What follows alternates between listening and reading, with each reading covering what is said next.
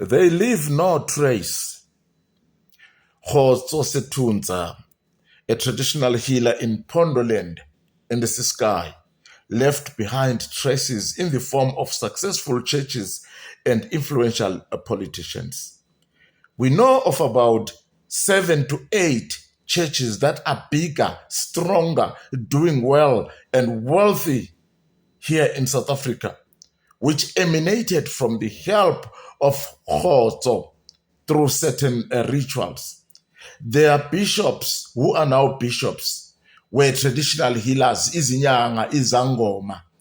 They were turned into a thing that mixes Christianity and the African traditional healing, forming a religion, a spiritual African religion that does prophecy and healing.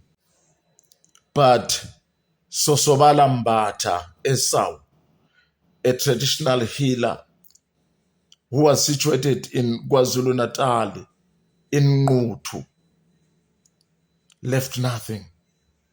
Both Sosobala and Khotso left no one to inherit their calling, no one to continue their powers. No trace of their wealth remains.